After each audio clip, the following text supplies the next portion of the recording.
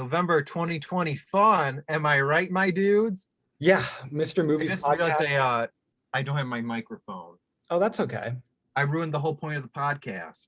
Hey, We but ruined people it. don't subscribe for the audio quality. They I hope subscribe not. for the conversation quality. Uh-huh. Frank, how many things did you watch in I November? watched 10 items. Wow, I'm at 6. Okay, that's pretty good. We can work with that. We can. In fact, we Um, will. So why don't you start us out?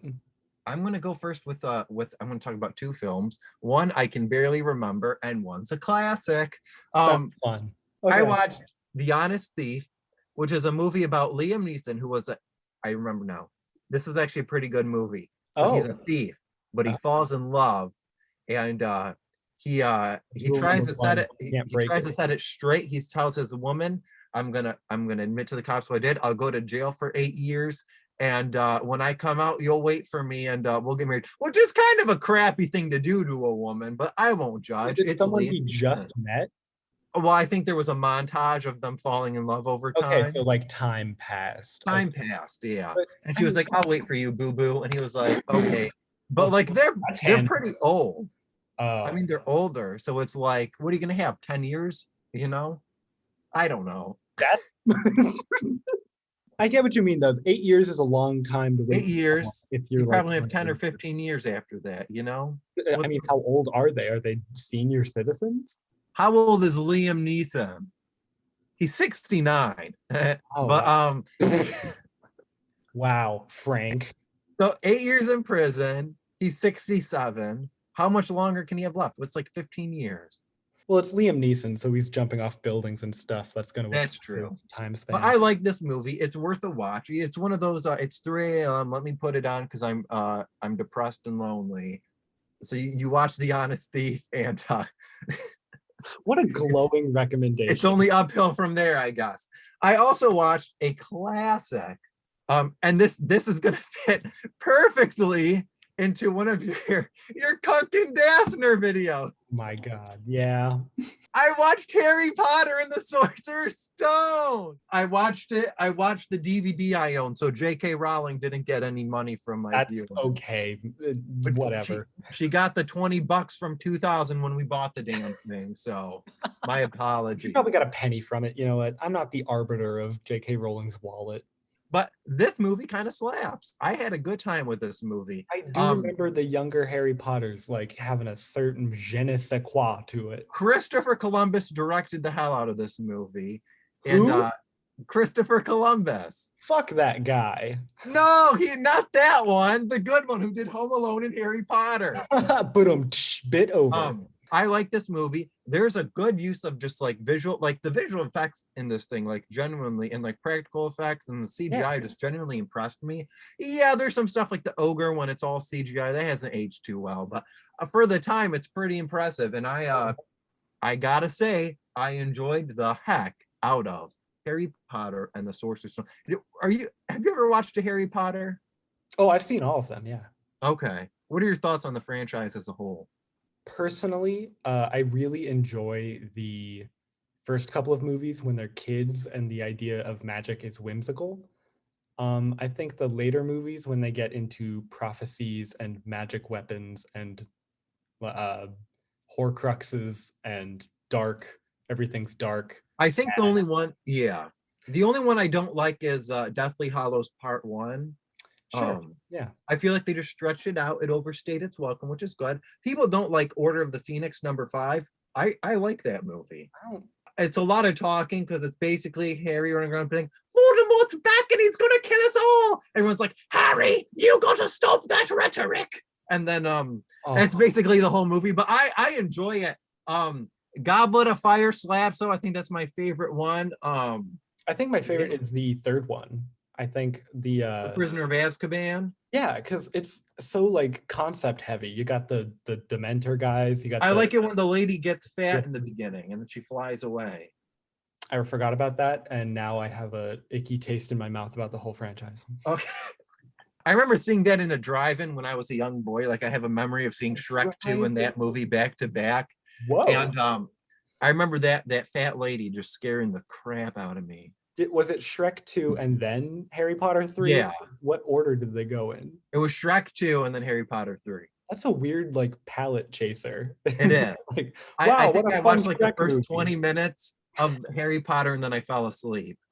But Huh. because I was a young lad at that point in my life. I mean, Shrek 2 is such a slapping film, and then it cuts to the werewolf movie, and it's like, well, why wouldn't you start with Harry? Whatever, Yeah. whatever. Duncan, can I go one more? Yes, Frank, you can. Okay, I gotta get this movie. I just gotta talk about it. I don't want to talk about it, but I Oh, watched it. And look, I just want to preface this by saying I don't like to bash filmmakers. I don't like to bash anyone that works hard on a movie. I didn't like this movie. It wasn't for me. okay. That's all I'm gonna say about it. I Huh. watched Marvel Studios' The Eternals. The Eternals. I watched that, I think, when it came out on Disney, so I can talk about this. You go first. You say what you have to say. I believe this movie could have been like really good, right? I think the bones are there. Yeah. Making a family drama about immortality and how relationships change over time, as well as like people tasked with influencing culture, whatever. Like it needed to be shorter. And I think there needed to be less of them. There's something Yes. like 11 Eternals. There's there's like this movie gets to the point where it cuts to a character and I'm like, I forgot they were even like in this movie. And not There's only a that, solid half hour of this movie you could cut out because it's just exposition, but right? it's just them saying, oh, finding new ways to say the Eternals are the good guys and the Deviants are the bad guys. And I still don't know what a deviant is, if I'm being honest. right. I think you could have a version of this movie where the deviants are cut out entirely, right? Having just Yeah. the Eternals influencing life, but like weird stuff is happening, and they're like, is one of us messing things up? Yeah. And like, then you have the whole like spoilers, egg in the planet's core birthing a celestial whatever. Hmm. I think this movie was kind of paraded as like Marvel trying to do something different and, dare I say, Oscar worthy. Because it was kind of painted to be like this big cinematic feast, right? It's Yeah. natural light, it's theatrical Shakespearean acting, right? It was all these big names. I will say from like a cinematography standpoint, I thought the film was good, but it's hard to get It looked invested in. better than like the green screen we're used to, but Yeah. it You it know what looked movie really I'm well. genuine like I'm gonna be honest. I Okay. haven't really loved a Marvel movie in a while. Right. I gotta say though, just because I'm a fanboy of Sam Raimi, Yeah. I can't wait for Multiverse. Like that, I think Multiverse of Madness could be the best Marvel film ever. Yeah, I really do hope that they've learned from Eternals and but then again, like what could they have learned from Eternals? Because I think the public opinion was that it was fine but not great, and there's like a very few but loud corner who think it's amazing. So what do you think Marvel as a company like took from that? I mean, I don't know because I feel like too that a lot of the Marvel fans are very protective over that brand. Sure. And I get that. Why not? Yeah. But when something isn't the best it could have been and you defend it, and you don't even have to say it's bad. Like I'm not saying the movie's like bad and like nobody knew what they were doing. There's clearly talent here from Right. every department. It just didn't all mesh together well. Mhm. And I think you have to address that and say, this isn't the best movie it could have been, but because if oh my gosh, I'm rambling. I just lost I completely lost it. No, it's okay. But if you're not being critical about it, they're just gonna keep giving you the same thing over and over again. And then you get movies like Black Widow from them, which again isn't a bad movie, but it's just a lot of the same of what we've seen before. Mhm. And I don't want to see that. I want them to like just go for it, go nuts and give us something new because I think seeing the same thing over and over again is going to kill your brand, honestly. And I love these Marvel movies. I want to see them go on until I'm like long after me. Like I really do. But Mhm. if you keep doing the same thing over and over again, it's not going to. It's going to get stale. Yeah. I think Marvel fatigue is kind of a real thing. And I And think, I'm going to be honest, I don't think their Disney Plus shows are helping them. we will definitely talk about that for sure. Yeah. Because you're right. I think Marvel has found a formula that obviously works, but at the same time, we're on like movie 23 now, and it makes sense that they want to like branch out and try new things. And like, of course, there is always room for improvement with anything. Yeah. Nothing is perfect. And for Eternals, I think it was like a test run of like something drastically different. Because obviously every Marvel thing is a little different, but this one was definitely like new territory. And for it to, like you said, for it not to mesh perfectly and Yeah. get Like mixed reviews, maybe I would hope that they're going to try again differently. I was gonna say, because the concept of like a murder mystery in the Marvel universe is so like that's such a great concept. Yeah. It's such a great concept. I'd love to see him try to do something like this again.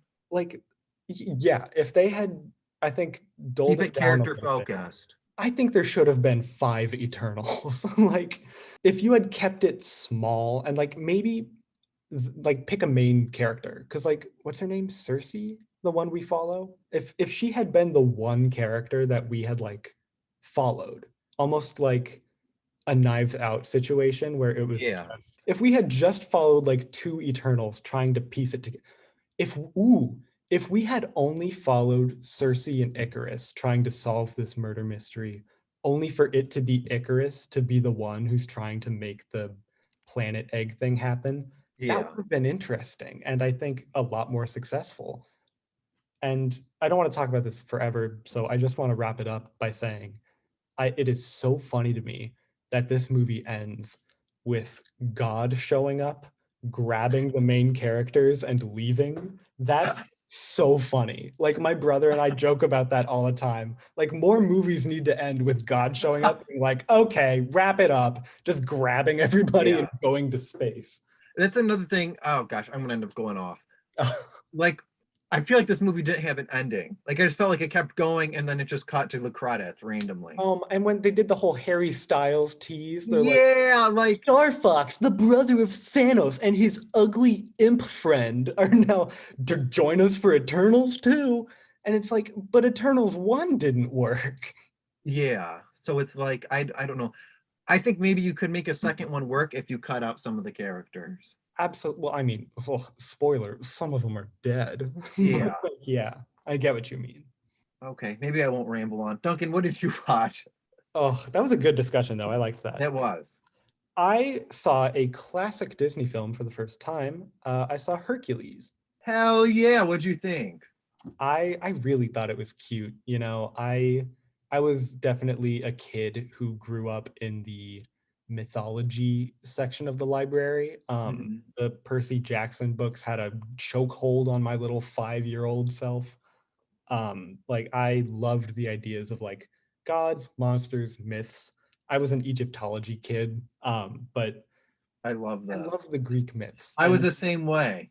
I think I did not watch this movie as a kid, but I can absolutely see like kids just like being head over heels for this stuff. Like it's really fun to engage with. I have a Um, question that has nothing to do with this movie. You oh, mentioned you read like the Percy Jackson books. Did you read the other ones that the same author did, the Red Pyramid?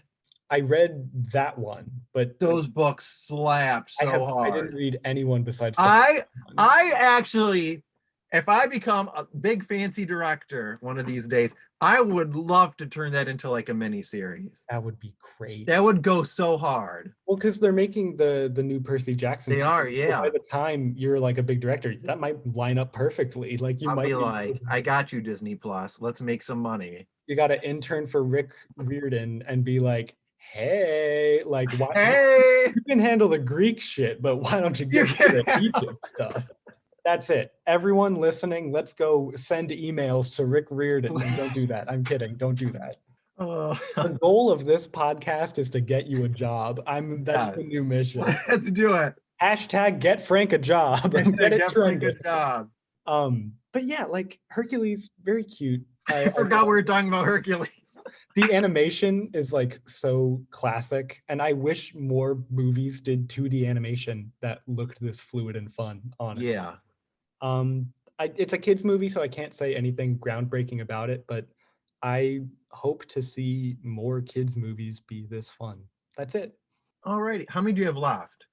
5. That was my first one. Okay, I have 7, so I'll do 2 more. Let's hear it. Oh gosh, these are all bangers, Duncan. They're all bangers. All right. Alrighty, we're gonna talk about. Oh God, I don't even know which one. Okay. I'm gonna talk about Duncan. Yeah. You know what's beautiful about this world? Oh, so many things, Frank. This world is beautiful. It is the finality. Don't know. I'm gonna talk about No Time to Die, the James Bond movie that came out. Jamie Band. Let's hear Are it. you a James Bond fan? Not at all. Well, I never seen a James Bond movie in my life, but in You started 2019, with this 2019 I seen the trailer for No Time to Die, and I said, this movie looks like it's gonna slap pretty hard. That's like the So I said, 30th. I'm gonna watch movie. all of Daniel Craig's James Bond movies. Oh, okay. Did I say James Bond movies? Thus, Oh, what am I talking about? Yeah, you've talked about the other James Bond movies in previous I was gonna say, then there was a global pandy. This film got delayed like 500 times, but it finally came out, and your boy got to watch it. And guess what? I had a damn good time watching it. This movie's emotional. It slaps. It's a good send off for Daniel Craig. I cried. Hans the Madman Zimmer gives a score of a lifetime. His lifetime? Wow. No, it's not his best, but it slaps pretty hard. This movie's just a good watch. It's emotional. It hits all the beats you want it to, and it's just a great send off for the character. I don't even know how to. I don't. Rami Malek is he's lightning in a bottle. That dude's terrifying. He's a dynamite gal in this film. I don't know. You have such a way with words. I just enjoyed it, man. I don't know. No Time to Die. Hell yeah, sign me up. All right. Well, I remember I didn't see the Casino Royale, but I loved Skyfall. I tolerated Spectre. Do you think this one would be? So it never beats out the whatchamacallit, the card one. Casino Royale. Oh, that's the one I didn't see. That's the best one. Oh, okay. Yeah, watch Casino Royale. That's the best one. This one's second place. Skyfall, I'd say third. I was gonna say, I remember he gets shot in the beginning and then he falls into water, and then there's like the best title sequence I've ever seen. Sequence, but I think that's all I remember. I was like in 8th grade, whatever. Do I have to talk? I'm gonna talk about one more. I watched an artsy fartsy film. I watched the movie Spencer. Oh, the girl from Twilight. The girl from Twilight. Kristen Stewart. Ugh, Kristen Stewart. This movie looks fantastic. What do you think? It is fantastic. I can confirm. I think I saw this and Eternals like back to back. And, it's a very artsy fartsy film. Like it's very much it's big on visual symbols. There's an opening scene with like a dead bird in the road, and I was just like, Jesus Christ, because it just tells you everything you have to know about the movie. That's can we talk about Twilight for a second? Because Robert Pattinson and Kristen Stewart, like both made movies in the past year that like if anybody ever brings up Twilight again, I'm just gonna slap them. You sound like someone who hasn't seen the Twilight movies. I have not seen the Twilight movies. There's your mistake. Well, I've seen the second one. But I thought Spencer was just great. There's a scene where Kristen Stewart is at a pool table and she's talking to someone, and I think it's just like the best acting I've ever seen in my life. I actually think it was the clip that they showed for her Best Actress nominee during the Academy Awards. I'll just watch those. And I enjoyed Spencer. Talking about it, I just kind of want to watch it again. Like it's that good. Like I really enjoyed it, and I highly recommend. Ooh, wow! A frank recommendation. Movies should try harder to earn those. I say they should. I watched Ratatouille. Hell yeah! I can't believe my list so far has been Hercules and Ratatouille. That's a good list. That's a solid list. I watched these with my roommate at the time. I think we would both get home from work just sad and tired, and we'd be like, I think we need to like engage with our inner children and watch like emotional good movies.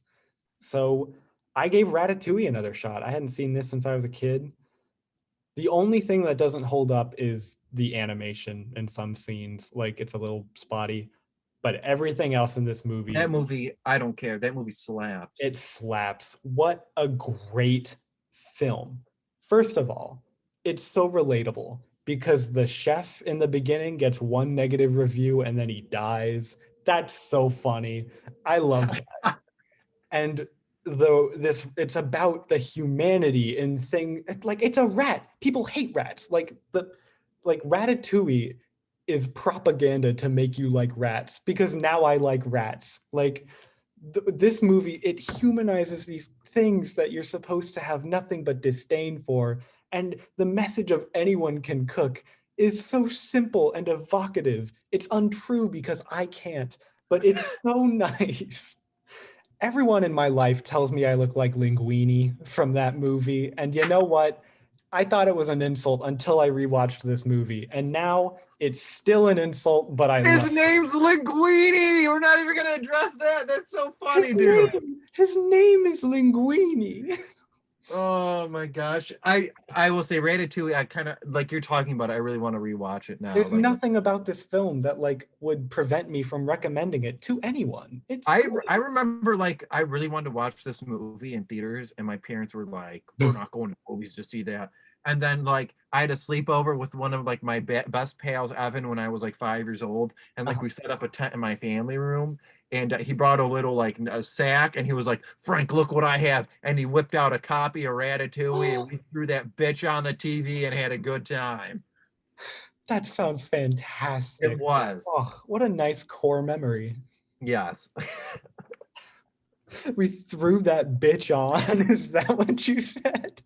And that is exactly what I said. Oh You know how my, little when you were a little kid and you used to sleep over your friend's house and they used to bring like a movie and you guys would get like excited over it? I do. I chase that high every day. That what a great time. Go add Ratatouille to your watch list because Do it. I watched the action film Nobody. This movie is just so fun, over the top, silly, and I just Bob Odenkirk is having the time of his life making this, and I enjoyed every second of it. I can't wait to rewatch it. I think I just like bought the Blu-ray because I was like, this is just such a fun movie. Like I just need to own it.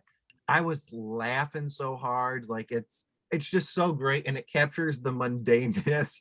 If you've ever worked a crappy job, this captures it so beautifully. Like there's this montage in the beginning where it's just him going through his daily life and he's just like he's over it. And I'm just like, I feel that with every fiber of my existence. Anytime a movie does that, like as a kid, I was like, haha, life is mundane. But now I watch those and I'm like, turn it off.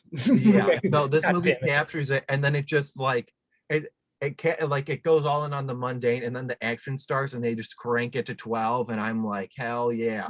Now Um, I do have to ask. I also saw this advertised, and I'm also a member of Odenkirk Nation.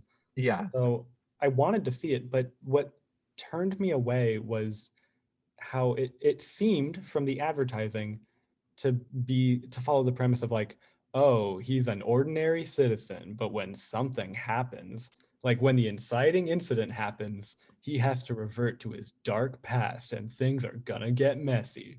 That is 100% that movie, but they know that it's been done before and they just make fun of it. Oh, It's like if John Wick was a comedy. now that's how you sell That it. is, All right. yeah. It's like I'm if gonna John check Wick this was a out. comedy. Is it streaming now? It is, I believe it's on HBO Max. Hell yeah. That might Yeah. be my next Go to hbomax.com/Mr. Movies Podcast to get 15% off your subscription. That's not even a funny joke. We could get sued for that. Don't go to HBO Max/Mr. Movie Podcast. You will not get 15% off your subscription. Now that is something we can say. That is something we can say. Nobody's a great film. I highly recommend it. I have 4 movies left. How many do you have? I watched a cheeky little documentary. I watched Mayor Pete.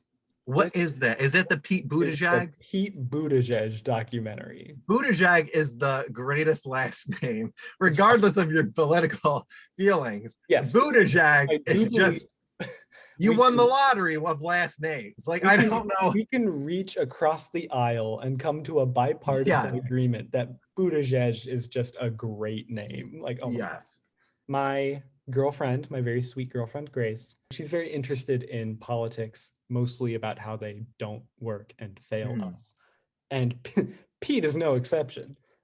So this was a hate watch. I did not choose this because I have Pete Buttigieg merch in my closet, right? Like I didn't know much about him, so I watched this documentary to gain some insight, and I'm fascinated by it. I didn't love it, but I'm still fascinated by it because anytime there is a documentary about a politician, I don't believe that the documentary is objective Mhm. because politicians by nature influence things to benefit them.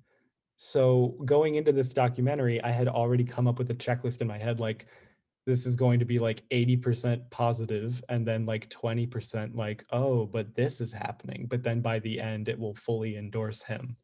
And that's essentially exactly what happened. Okay, so This it's not. Is it not worth checking out?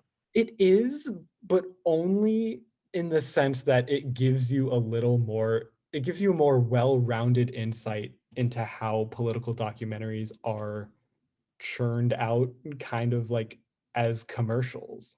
I think this was my initial review of it. You know how you will ask a politician like a direct question and they will give you a 5-minute answer that never answers your question? Yeah, That's this for the whole movie. Like yeah, the whole time people are asking like Pete Buttigieg, like, what are you going to do differently? Like, because this is following his campaign, like his ultimately unsuccessful run for president. Did he run for president? he did. Yeah. So I forgot which seat. The Maybe we don't have a fact checker, but right. I'm This was in pretty sure. November. Um, Yeah, but it's him following his campaign, and people are asking him tough questions in both the B-roll and in the interview, and he's like dancing around them. And the whole time I'm watching this, like, it's a documentary, like you're being interviewed. Why would you not give direct answers? This man's poor fiance. I just need to talk about this for a second. Pete Buttigieg is, very openly gay, right? That's yeah. part of his campaign, that he's like very relatable and like he fights for minority representation in like homosexual relationships. But they could have done a better job to like make it look nice or like make it look like they wanted to be in that relationship. Yeah. Because every time his fiance is on screen, the fiance is talking about how he wishes they could be more open with each other. Like there's this one scene where they're both in a hotel room and they're watching the other candidates like with their wives, and the husband is like, oh, look how like Biden is like grabbing his wife's waist, like I think that would be like nice to do that in front of people. And Buttigieg just doesn't say anything, and it's like, man, you're Oh, that's gut wrenching, dude. I would hate like if I had like a moment with like that with a partner, and then that has to go into a and documentary. then seen by people, because like, okay, the fiance does, I'm sorry, I can't remember his name, but the fiance does say like Pete had to like grow up in a very conservative, like hidden mental state where like he could not be open, and now we're trying to like coax him out of that. So on a psychological level, like it makes sense why Pete is not Yeah, open, it's and actually kind of. I feel like that'd be the most interesting part of the documentary. that's what I'm thinking. But instead they just almost use it as an excuse as to why he looks so wooden all the time. They're like, oh, Yeah, he's I on will his say he is a very wooden person when he speaks. yeah. And oh my god, the documentary wraps up with his campaign derailing because he can't answer any like black person's question about the police shooting in his district. Oh, Because obviously like around this time, like yeah. that was a campaign killer. The tragic shooting happened in his district, and people were like, what are you going to do to help protect black people?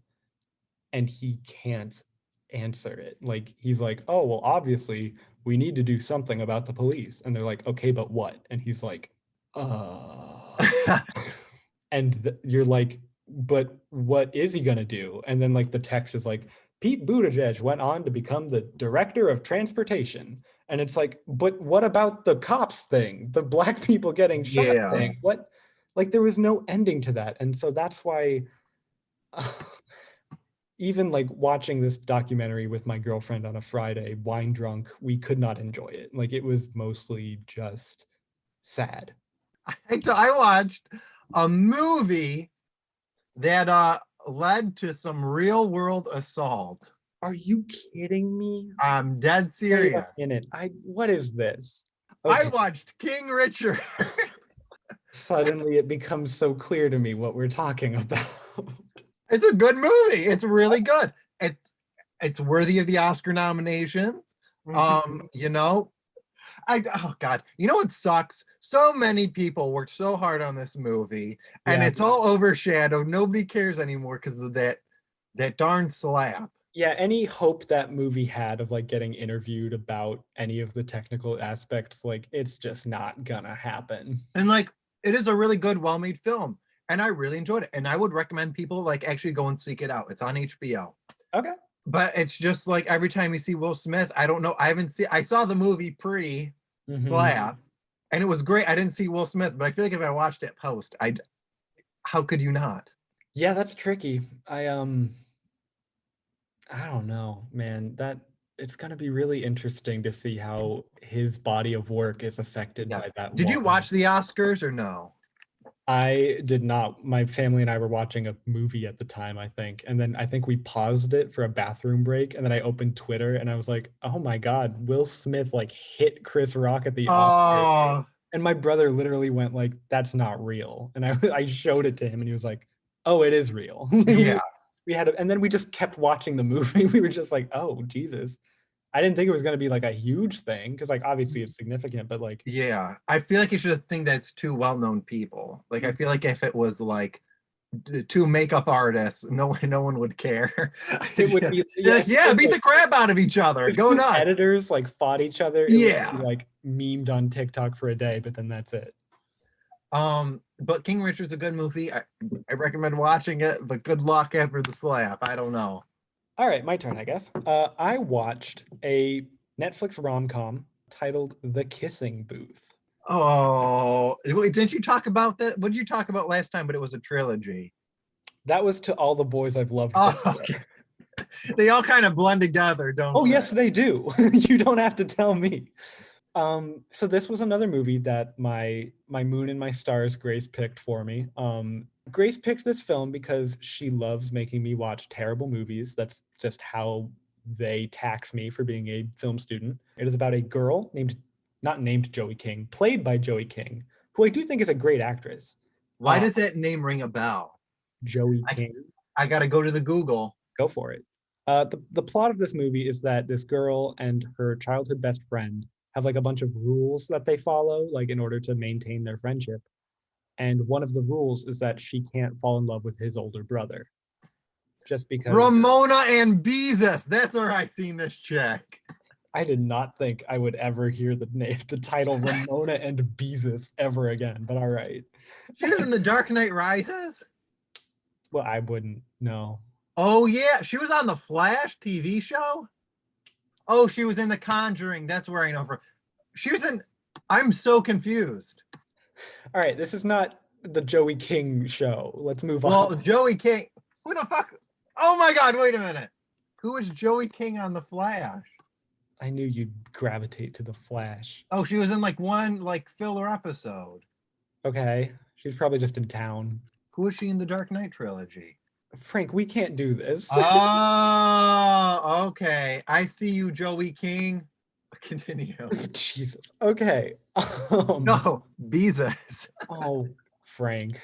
What was I? Okay, so the rule is that she can't fall in love with the brother because if you've ever had like a little crush on your friend's sibling, then you know that like it's messy and like feelings get hurt. It's a whole thing.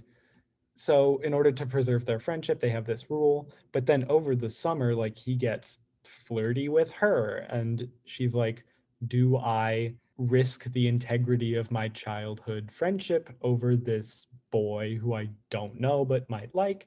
The plot is that for the school, they have to do a fundraiser, and the fundraiser ends up being a kissing booth because everybody is like obsessed over the older brother, and the kids are like, we're like, oh, you can kiss the older brother if like at this kissing booth, but they didn't ask him. So the point is that they have to like convince him to do this kissing booth that they've already promised. And but it's like weird for her because she likes him, but now she's like offering him as a kiss thing. What the hell are you talking about? I'm talking about the kissing booth, damn it. What? There's a lot of other things that happen. Duncan, what did you watch? It's the kissing booth, man. No way. It's got Molly Ringwald in it. Molly Ringwald. She plays the mom. She plays the mom on a Riverdale. Oh, does she really? She's Archie's mom. Yeah, I like Molly Ringwald. She's Why? fantastic. Why is this a movie? Why are kissing booths? Can we just talk about the concept of a kissing booth? Let's actually, Who because came up with that? What a freak! someone who wanted money, I guess. Like, I would never do a kissing booth. What if someone comes up there and you don't want to kiss them? Wow, it just What do what you a say? concept. Like, what? You've Oh my removed, gosh, you've that's removed the disgusting. consent factor of kissing. Yeah, it's like Turned it into a financial transaction. you have. Would people even pay for a kiss? Oh, Like, what do you charge for a kiss? Like, what? oh, you mean like the monetary value? I don't Yeah, know. what is the monetary value? I don't know what kisses are going for these days. What did they charge in the movie? I don't think they ever say. I think $25? Like, what is that? Like, 25. is that just a peck though? Like, Oh no. Oh no. These things are like they're kisses. Oh, and they blindfold the people. So like, Oh! you have to kiss someone who's like visually impaired in order. It's like it makes it easier for them. Are there different tiers of kiss? Like the lowest is like $10, but your eyes have to be wide open. We have to stare at each other the whole time. Part of me thinks that if they went that into detail, they would have to confront how weird it is. So no, they really speed past it. What a dumb concept. I'm sorry. Just the fact that of a kiss. Who invented the But kissing? of course, Joey King does kiss the older brother, and that kiss is passionate. That's no $10 kiss. That's a $50 kiss right there. They Ooh. go at it. And I believe the movie ends with them both on a motorcycle riding along the California coast. As it should. As it should. Can't recommend this movie. It hurt to watch, and even just recalling it now, I feel like I've aged 5 years. So take us to the next one, Frank. I don't even know anymore. Like, I wouldn't. Oh gosh, I watched Ghostbusters Afterlife. Oh my God, who are you gonna call? I seen this movie twice, and I really liked it. Really? That's cool. I think it's really good. I mean, it's a whole like requel thing, so it's kind of like the story that's gonna happen. What was that word you said? That's what it's called, a requel, like a reboot sequel. That's what they call them. Like Star Wars Force Awakens is a requel. A requel? Yeah, a requel. I've never heard that. It's basically the first Ghostbusters movie, but with a new cast, and then they throw in the originals in there, and it's a good time. The original actors? Yeah. Aren't they all very, very old? Yes. But I don't care. I like seeing them. Wait, I don't. They ghosts? No. Missed opportunity? What the hell? It's called Afterlife. Why aren't they the Ghostbusters? I don't know. But they did a great job with this movie. I thought it was really well done. I think the standout was Paul Rudd. I think he stole every scene he was in. How is he not? He's like, if you just want to watch Paul Rudd having a good time, watch Ghostbusters Afterlife. Like that's the pitch. That's all I need to say. But it's one of my favorite movies I saw of 2021. Are you one of those people with like a very deep emotional connection to the Ghostbusters IP? I watched it when I was young. Like I watched it like on repeat, but I'm not like, I wasn't offended when the 2016 Ghostbusters came out. Okay. Like, you know what I'm saying? Like, I don't get like that though anyway. Like even with like something Star Wars, if they release something I don't like Right. I wasn't too hot on Book of Boba Fett. I talked about that, but I don't like storm the streets and like harass children on message boards. Like, I did find that very interesting that like for some reason Ghostbusters was one of those movies that like people liked but like wasn't like culturally significant. Like there were like action figures and like it was a pop culture thing, but like when that remake came out, like it was the eye of the storm for like Yeah. a culture war. And I Because I think you're pulling from people's childhoods and stuff, it and just they want to, they happened to don't, be the issue Ghostbusters. is, oh gosh, how many times we got to start a drinking game where we take a sip every time I bring up The Last Jedi.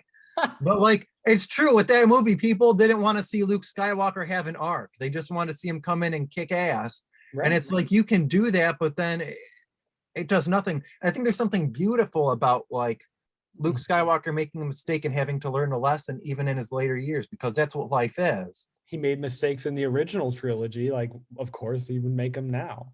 Yeah, but that is neither here or there. But I thought Ghostbusters Afterlife was a fun time at the movies. It's a popcorn movie, but it's a good time. I All think I right. just pulled a thread on these pants and they're ruined. Dang it. What did you watch, Duncan?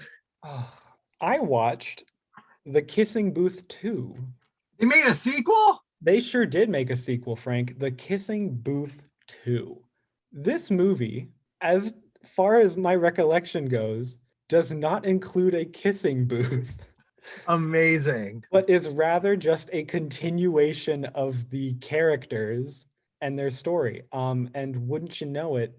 Okay, do you remember I told you that these rom-coms have like 3 plots that they just reuse Yeah. and do you remember how I told you how like To All the Boys I Loved Before 3 was about the long distance college relationship? Yes. So is this one. The girl and the older brother go to different colleges. Or no, wait. Yeah, he goes to college and she's still in high school. And What's the um, gap between the actors? the actors or the characters? The Because, actors. okay, let me see. We're just going into this, I guess. Yeah, I gotta know. Joey King is 22, Okay. and Jacob Elordi is 24. Okay, so they're around That's this. not bad. That's good. But like she's small and he's huge, so they look different. Yeah. But in this movie, Jacob, or his name is Noah in the movie, he makes a bunch of friends at college, including some girls. And Uh-oh, not girls. this movie falls into the stereotype of like the jealous girlfriend doesn't like it when the boyfriend has friends that are girls, right? It's very paranoid and suspicious. And the whole time, this girl starts getting close with like a classmate of hers who's a boy, and they start having some like charged moments. And the boy is interested in her, and she's like, "Oh, my boyfriend is so far away at college and he's hanging out with the girl. So like why don't I?" Guys, we're gonna spoil this movie. If you had interest in seeing The Kissing Booth 2, please unsubscribe from this podcast and never listen to another episode again. But what how does this end? It Do they ends, go their own ways? well, okay. The girl and the friend, the boyfriend, not the boyfriend, but the male friend, they enter a Dance Dance Revolution knockoff game competition. Oh. So they do a lot of training together, sweaty and dancing. Oh. And they go to the national competition in front of judges, and like there's fireworks and a Is there a huge, kissing booth there? They could have had like an not. Easter egg at that competition. I swear to there's God, I like, don't remember a kissing booth in this movie at all. But like it's in a stadium and they do it, but they have to end the dance with a kiss. Or oh they my don't have to. God. They don't have to, but they do. But then it turns out that Noah left college in order to watch her perform, so he has to watch her kiss that guy. Oh. And just at that moment, she looks into the crowd and her gaze meets his, and it's so full of romantic tension. And um, basically, the movie ends with him forgiving her, and the friend that he made in college like hunts her down and was like, "Hey, I'm not interested in your boyfriend." And she's like, "Wow, I misjudged this girl for being a girl." And then I swear to God, they ride on a motorcycle on the California coast again. Yes. Is there going to be a kissing booth 3? I Yeah, probably. There is a Kissing Booth 3. Is there really? It came out in 2021. Oh, whoa, recent. Yeah, Joey King is in it. It's got a whopping 25% on Rotten Tomatoes and a 17% audience score. Sounds like a series regular.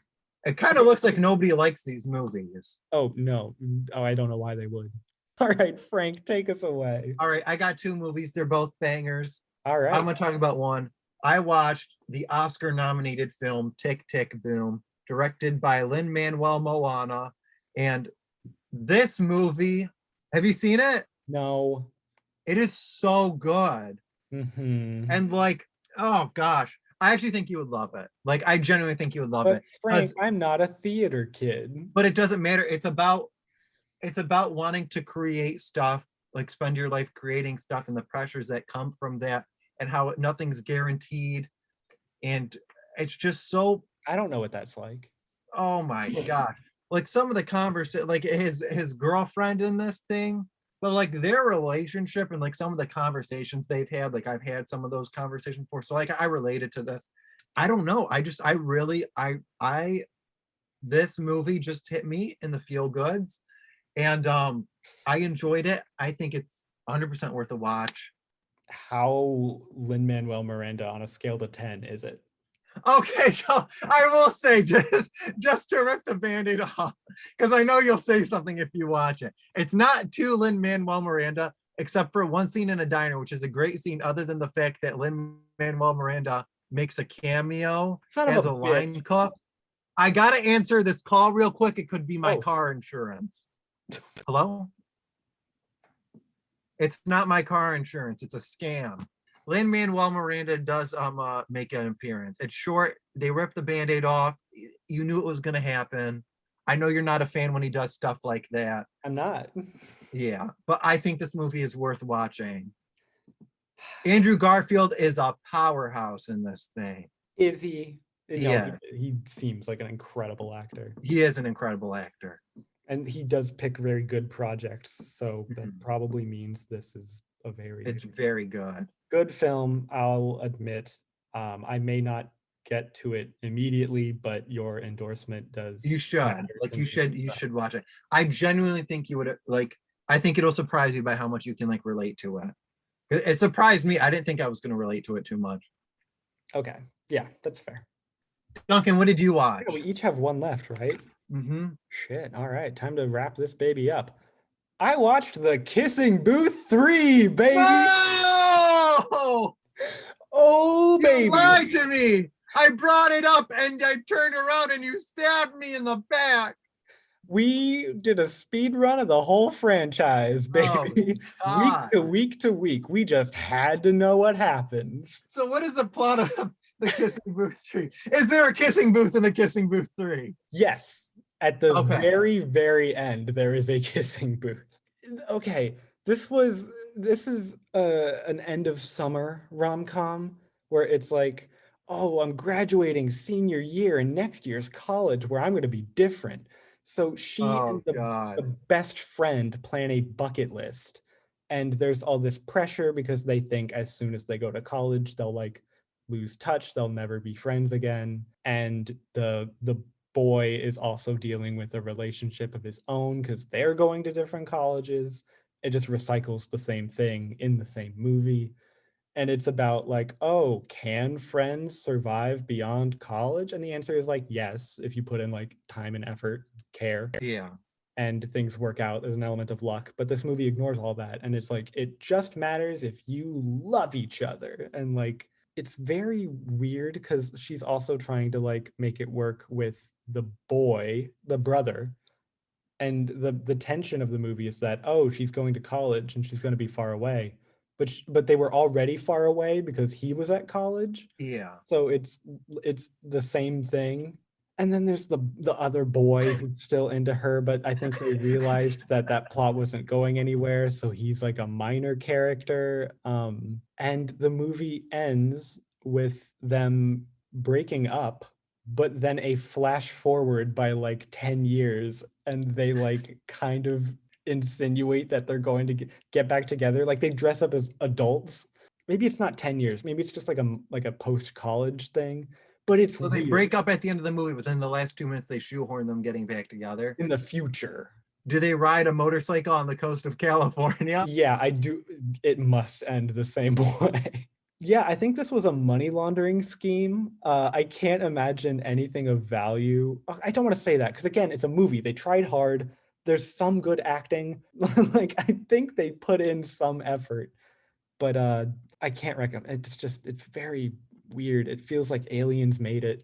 Yeah. But we had to like finish the franchise, and we did. Because all this happened just because of a kissing booth. There's someone outside my house, and I have to go answer the door, Okay, and it's yeah, go gonna do take that. a while. We're gonna save my last movie for the December episode. Oh wow! I All have right. right now. Okay, no worries. Thanks for watching. Yep. Like Thank and you, everyone. subscribe. Thank you.